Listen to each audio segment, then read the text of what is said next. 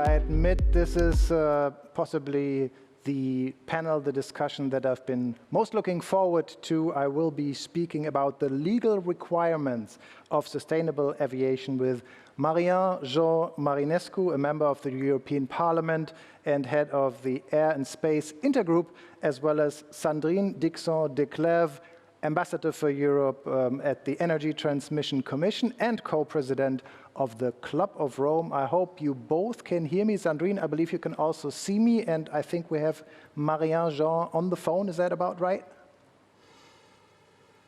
Yes, I am the phone. Very good. Good afternoon, and thanks for joining us here.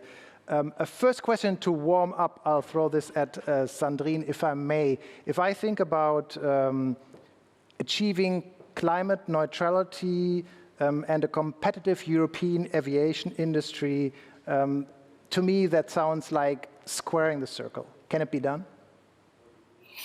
Of course it can. I mean, I think that it can be done if we look at the way in which we address the emissions from aviation, both in terms of optimizing our travel requirements. So I think we do need to think a little bit about reducing air travel.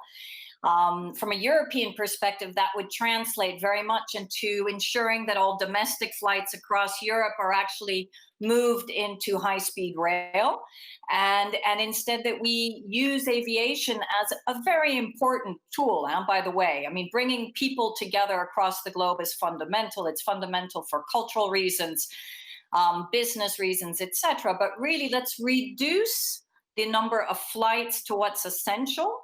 And let's also ensure that we shift the technology so that it reduces its impact on climate change. And from a technology perspective, there are a variety of different scenarios that are possible, as we've mapped out at the ETC, Energy Transition Commission, which you mentioned, but I'll come back to that when we get more into the detail.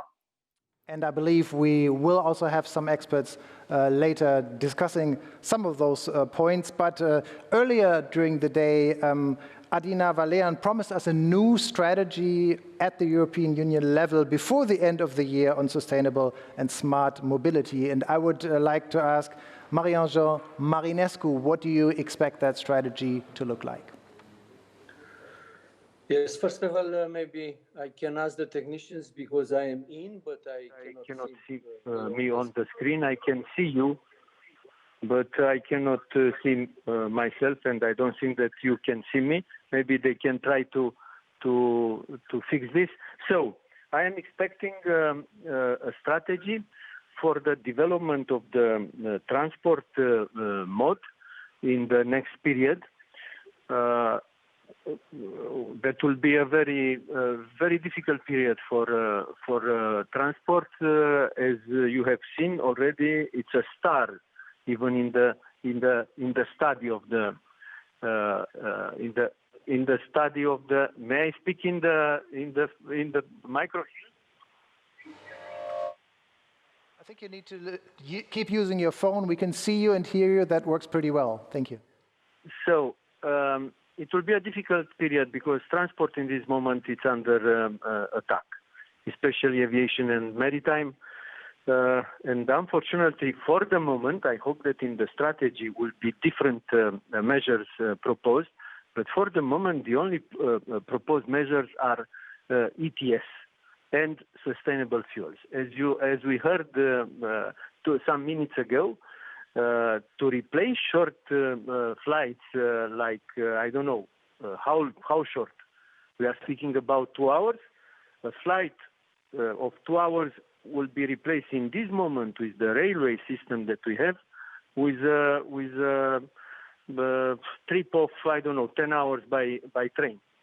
So as EPP coordinator, I proposed and the group approved a roadmap for the transport till 2030 and even beyond, where we proposed a lot of measures, but based on the technology. So we have a lot of things to be done without putting in danger the most important scope of the transport, the freedom of movement of the people, and of course of the goods.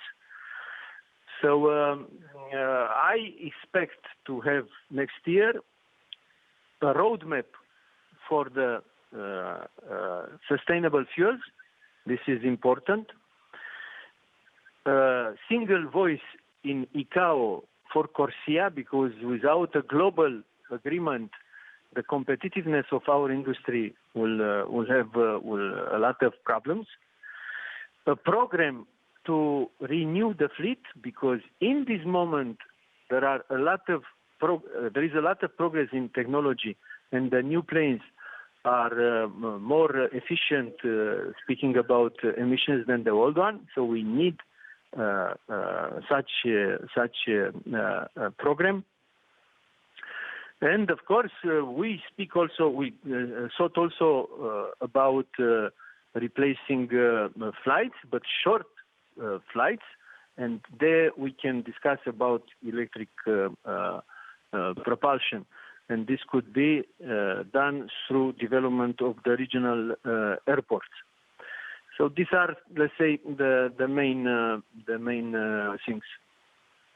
I mean, Ms. Valéan said delaying a bold transition away from fossil energy is not an option anymore. And I find it interesting to take note of what's actually happening around Europe, who's taking action. And I can't help but note what Austria did. I think it was a pretty bold move to say we will eventually introduce a floor for airline tickets. We don't want to see airline tickets sold for less than roughly 40 euros, and we want to massively discourage short trips to be taken by air, period. Would you say, Sandrine, that's the right way to go forward? Should Europe go the Austrian way? I completely agree with that. And I also agree with Macron's proposal to the airline industry that they also, if they wanted to get bailout funding, that they shift. I mean, I absolutely agree with our distinguished MEP that we are in a situation that makes lives and livelihoods have to be absolutely central to the way that we think. But that doesn't mean that as we move forward, we only bail out the old industries and we don't think about how we can better represent society today. And we have young people that are telling us continuously that we actually need to think about climate change and that we need to also cost externalities. We know that flights are far too cheap. So already shifting that and ensuring that we actually invest public investment in rail systems. I mean, I wouldn't be saying replace only 2-hour flights. I'd be saying replace up to 5-hour flights. And if we're saying that this cannot be done, then we should be looking at the leaders in rail and bullet train systems, for example, Japan and China, that have moved much further than we have and have offered luxury train, luxury travel for the same price as actually aviation and much cheaper.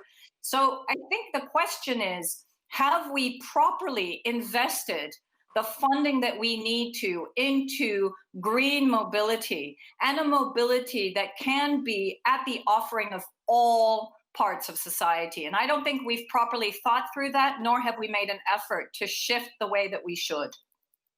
And I mean, I may say I agree with you. And one thing I struggle to understand, and that question again will go to Marian-Jean, is if experts agree today that sustainable aviation fuels are roughly about 5 times as expensive as kerosene, but at the same time they offer a reduction of the carbon footprint of about 80%. I wonder, I just did the math on an example, a flight from Frankfurt to Palma de Mallorca. A consultant broke the cost down and said that round trip, the actual cost for the airline are about 213 euro, 123.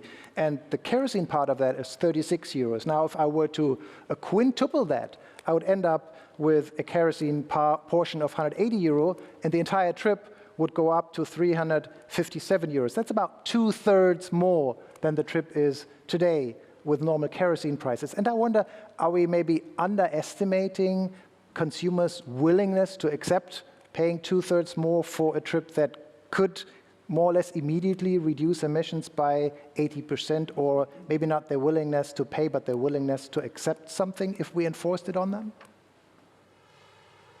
This only the market will decide. But sorry, to propose to raise the price of the tickets, I don't think that it's a solution. This is something that will produce a lack of mobility, and I don't think that we want this. I want to reduce emissions, very clear, but with means that are possible, that are given by the science, by the technology, to shift to rail or to shift to water. These are the slogans today, very good ones. But in order to shift, especially from road to rail and water, and to shift from air to train, we need to have rail, because in this moment, rail is not developed at the level to provide not the same, let's say, quality of service, but something as much as possible similar. We are not speaking only about vacations. We are speaking, because you gave the example of Palma de Mallorca.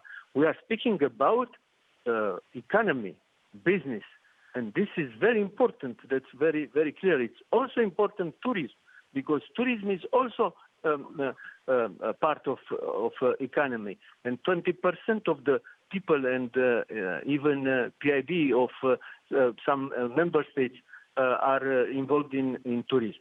So again, I want to reduce emissions, but let's do something not to harm the service and not to harm the quality of the service. To do it as it is now requested up to 2050, and to implement all the technologies available, and of course to finance the research and innovation in order to bring new technologies. The price of the alternative fuels in this moment is very high, but with a good policy, with a good measures, starting with benchmarks for the share of the SAF in the fuel of the aircraft, so increasing the share, and in the same time maybe including a tax on kerosene, we shall arrive, increasing the production and increasing the demand, we shall arrive maybe to prices that could be affordable. And I think that if you raise the price with 10% or 20% of now, I think that the customers will accept. But to double or triple the price will be a loss. Look what is going on right now. I have a final question for Sandrine, and since we're running out of time, I would ask for a short answer. Those that say the market should fix these things, I wonder if they should think twice when actually, I would argue, we are witnessing that the business of freedom, aviation, as Alexandre de Joniac put it, is just feeling and witnessing the consequences of the government literally locking its people away. So if you underestimate what the government may dare to do to advance things that they really deem necessary, maybe you're on the wrong path. Yeah, absolutely. I mean, I think that in principle, the government and public money should always be used to address market failures. And we are in a situation of complete market failure. We're not offering the consumer a choice. I mean, what we're offering is very cheap airlines, but now we don't even have the equivalent with regard to high-speed rail. We're not offering them new mobility possibilities.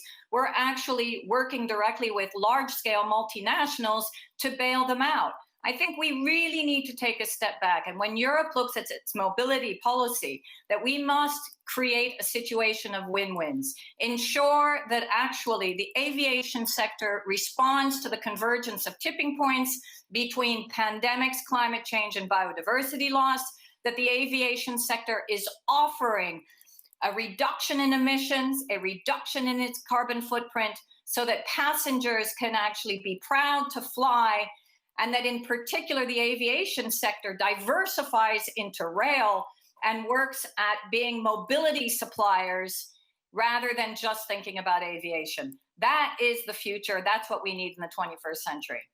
This panel was as lively as I had hoped for. I thank very much Sandrine Dixson-Declève, co-president of the Club of Rome, and Marian-Jean Marinescu, a member of the European Parliament. We're taking a tiny break and we'll be back with the next panel right away.